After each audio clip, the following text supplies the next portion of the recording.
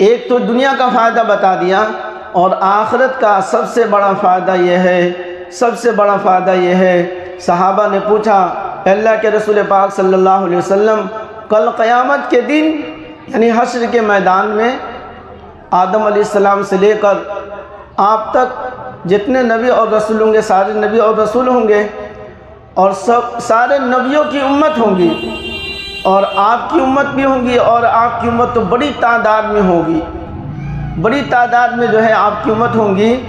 اللہ کے نبی پاک صلی اللہ علیہ وسلم، ہم تو آپ کو پہچان لیں گے، یا آپ بھی ہم لوگوں کو پہچان لیں گے، اس لیے کہ آپ نے ہمیں دیکھا ہے، اور میں نے بھی آپ کو ہم بھی آپ لوگوں ہم نے دیکھا ہے، تو اس لیے ہم تو ایک دوسرے کو پہچان جائیں گے۔ لیکن جو ایمان والا، جو مسلمان آپ کے بعد دنیا میں جو لوگ آئیں گے ہوں گے، یا ابھی ہے لیکن ابھی یہاں موجود نہیں ہے، جنہوں نے آپ کو دیکھا نہیں، اللہ کے نبی پاک صلی اللہ علیہ وسلم بتائیے کہ آپ اپنی امت کو کیسے پہچانیں گے؟ تو آپ صلی اللہ علیہ وسلم نے فرمایا میں اپنی امت کو پہچان لوں گا، اس کی علامت اس کی پہچان ہوگی۔ تو صحابہ نے پوچھا کہ اللہ کے نبی صلی اللہ علیہ وسلم کی کیسے آپ پہچانیں گے؟ تو آپ صلی اللہ علیہ وسلم نے فرمایا اعضائے وضو سے میں پہچان لوں گا۔ اعضائے وضو کا مطلب ہے جسم کا وہ حصہ جو وضو کے اندر دھونا فرض ہے، سر کا مسح ہے، اور چہرے کا دھونا ہے، ہاتھ کا دھونا ہے، پاؤں کا دھونا ہے، 3 حصے کو دھونا پڑتا ہے، ایک حصے پر مسح کرنا پڑتا ہے۔ تو اس کا چہرہ، اس کی پیشانی جو ہے وہ 14ویں رات کی چاند سے بھی زیادہ چمکدار ہوگا، چاند اور سورج سے زیادہ اس کے وضو کے وہ حصے، وہ اعضاء، وہ حصہ چمکتا ہوا نظر آئے گا جس کو وضو میں دھونا فرض ہے۔ تو پیشانی ہو، چہرہ ہو، دونوں ہاتھ ہو، دونوں پاؤں ہے، یہ سب جو ہے چمکتا ہوا نظر آئے گا، جس کی وجہ سے آپ صلی اللہ علیہ وسلم اپنی امت کو پہچانیں گے، اور پہچان کر کے آپ صلی اللہ علیہ وسلم اپنے دست مبارک سے، اپنے ہاتھ مبارک سے کل قیامت کے دن حشر کے میدان میں اللہ تبارک و تعالیٰ آپ کو ایک حوض عطا فرمائیں گے، جس کی لمبائی اور چوڑائی جو ہے کافی اس کی لمبائی اور چوڑائی ہوگی۔ اب بتایا جاتا ہے ستارے کے وقت جو رہے وہاں پر پیالے رکھے ہوئے ہوں گے، گلاس رکھا ہوا ہوگا، اور اس سے جو ہے اللہ کے نبی صلی اللہ علیہ وسلم یا اسی طریقے سے صحابہ وغیرہ جو ہے جو بڑے درجے کے لوگ ہوں گے، اسی حوض کوثر سے آپ صلی اللہ علیہ وسلم اپنی امت کو پانی پلائیں گے۔ حوض کوثر پر آپ صلی اللہ علیہ وسلم اپنی امت کو پانی پلائیں گے۔ یہاں پر جو ہے رک کر کے، ٹھہر کر کے تھوڑا سا ہمیں اس بات کو سوچنا ہے اور فکر کرنا ہے کہ وضو کیوں بنایا جاتا ہے؟ وضو بنایا جاتا ہے نماز کے لیے۔ عموماً وضو تو نماز ہی کے لیے، جو لوگ نمازی ہے، جو لوگ نماز پڑھتے ہیں، وہی لوگ 5 وقت نماز پڑھنے کے لیے لوگ وضو بناتے ہیں۔ تو معلوم ہوا اس حدیث شریف سے کہ جو شخص وضو بناتا ہے، وضو بنانے والا گویا کہ وہ نمازی ہے، تو جو نماز کا پابند ہوگا، جو نماز کی پابندی کرتی ہوں گی، وہی جو ہے وضو کا بھی خیال رکھے گی، وہی وضو کا خیال رکھتا ہے، وہی وضو بناتا ہے، وہی وضو کرتی ہے جو نماز پڑھتا ہے یا پڑھتی ہے۔ تو گویا کہ آپ صلی اللہ علیہ وسلم اس حدیث پاک کے اندر اس طرف بھی اشارہ فرما رہے ہیں کہ وہ شخص نمازی بھی ہو، میری امت جو ہے، اب مثال کے طور پر ایک آدمی وہ ہے جو وضو کے فضائل کو سن لیا کہ وضو کا کرنے کا یہ فائدہ ہے، لیکن نماز نہیں پڑھتا ہے، صرف وضو بنا کر کے اس لیے رہتا ہے کہ کل قیامت کے دن آپ صلی اللہ علیہ وسلم اپنے دست مبارک سے ہمیں پانی پلائیں گے۔ تو یہ تو مطلب نہیں ہوا کہ آدمی نماز نہ پڑھے، آدمی وضو بنا کر کے رہے۔ تو اس حدیث شریف میں اس طرف اشارہ ہے کہ باوضو رہنے والا شخص جو ہے گویا کہ وہ نمازی ہے، نماز کا پابند ہے۔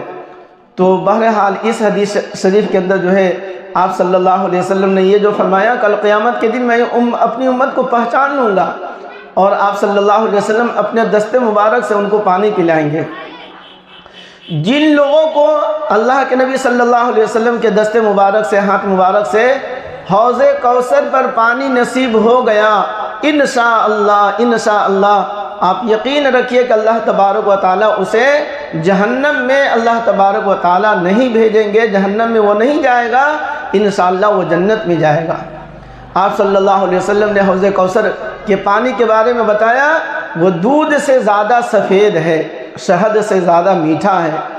دودھ جتنا سفید ہوتا ہے اس سے زیادہ وہ سفید ہے، اور شہد مد سے زیادہ جو ہے وہ میٹھا ہے۔ ایک مرتبہ جب آدمی حوض کوثر سے ایک مرتبہ جب پانی پی لے گا تو کبھی پھر دوبارہ اس کو پیاس نہیں لگے گی، پیاس کبھی نہیں لگے گی۔ ہمیشہ ہمیشہ کے جنت میں جب وہ داخل ہو جائے گا، جنت میں چلا جائے گا، تو کبھی اس کو پیاس نہیں لگے گی۔ اب اس کا مطلب یہ نہیں ہے کہ جب آدمی کو پیاس نہیں لگے گی تو آدمی پانی نہیں پیے گا، جبکہ قرآن میں اللہ تبارک و تعالیٰ نے سورہ محمد کے اندر ذکر فرمایا، جنت کے اندر 4 نہر ہے، 4 نہریں ہیں۔ ایک پانی کا نہر ہے، ایک دودھ کا نہر ہے، ایک شراب کا نہر ہے، ایک شہد کا نہر ہے۔ یہ دنیا والا شراب نہیں جس سے آدمی پی کر کے اول فول بولتا ہے، آدمی کا دل دماغ خراب ہو جاتا ہے، جو من میں آتا ہے بولتا ہے، گالی بکتا ہے، جھگڑا کرتا ہے، گرتا ہے، پڑتا ہے، وہ شراب نہیں،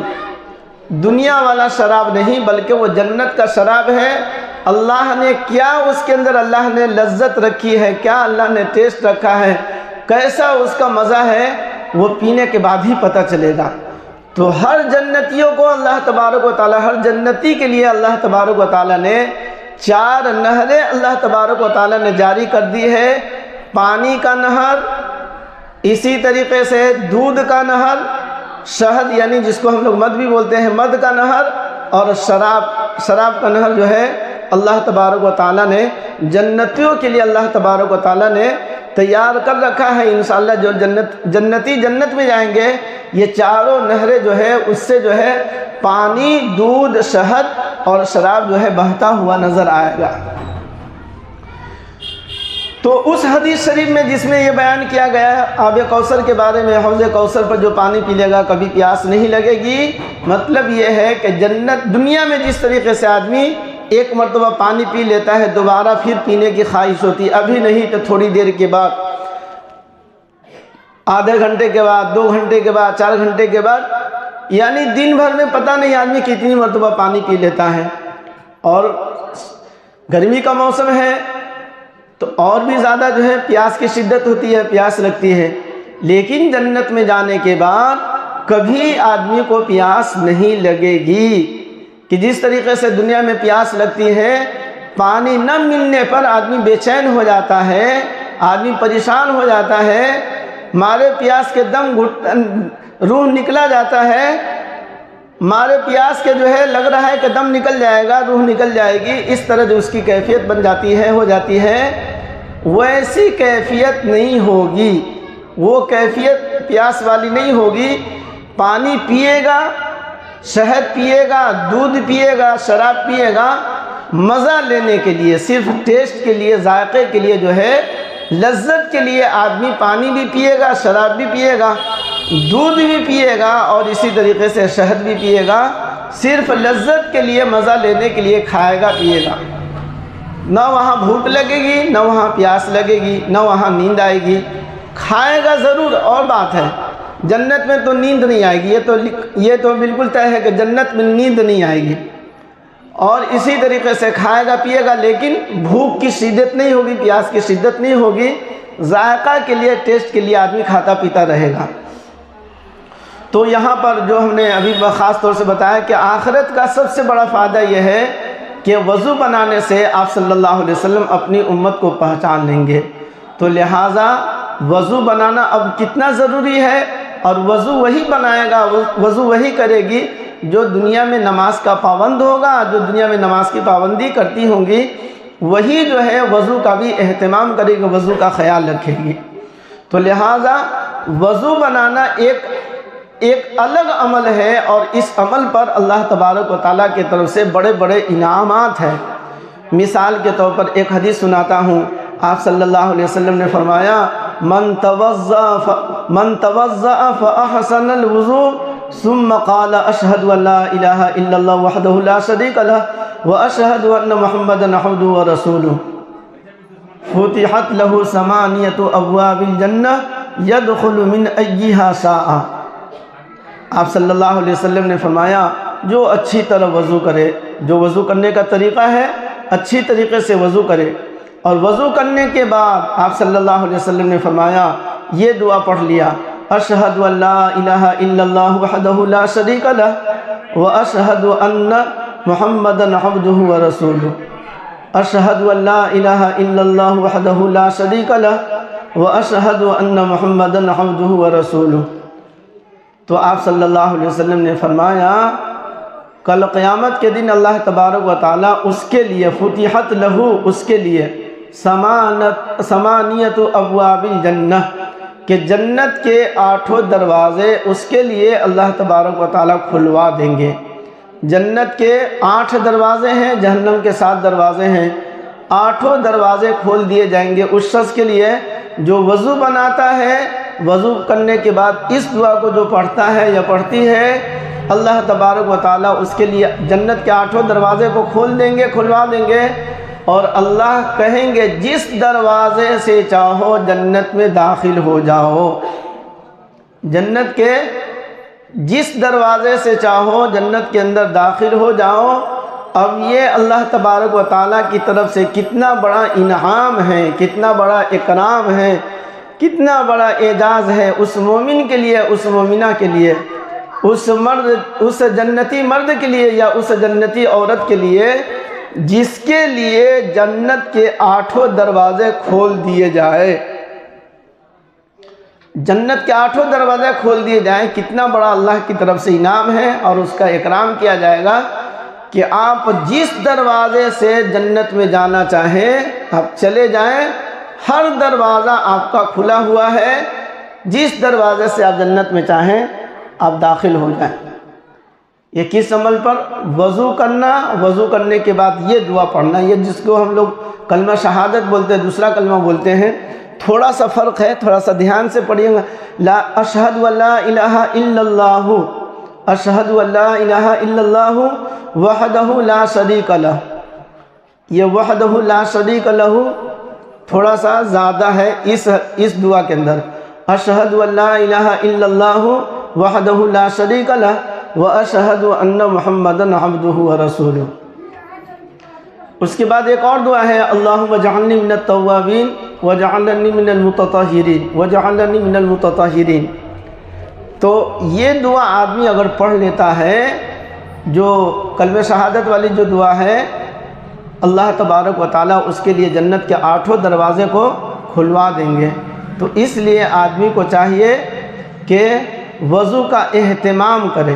وضو کا اہتمام کون کرے گا؟ جو نماز کا پابند ہوگا، جو نماز کو پڑھے گا، جو نماز کی پابندی کرے گا یا کرتی ہے، اللہ تبارک و تعالیٰ اس کے لیے حفاظت کا سامان بھی اللہ تبارک و تعالیٰ دنیا میں کر دیں گے، اور آخرت میں آپ صلی اللہ علیہ وسلم اپنی امت کو پہچانیں گے بھی۔ اور دعا پڑھنے کا فائدہ ہم نے بتایا کہ اس دعا کے پڑھنے کی برکت سے اللہ تبارک و تعالیٰ اس کے لیے جنت کے 8 دروازے کو اللہ تبارک و تعالیٰ کھلوا دیں گے۔ تو اس لیے جو ہے وضو کا اہتمام دراصل جو ہے وہ نماز کا اہتمام ہے۔ اللہ تبارک و تعالیٰ ہمیں اور آپ کو، ہر ایمان والوں کو اللہ تبارک و تعالیٰ وضو اور نماز کی پابندی اللہ تبارک و تعالیٰ کرنے کی توفیق عطا فرمائیں۔ آمین ثم آمین۔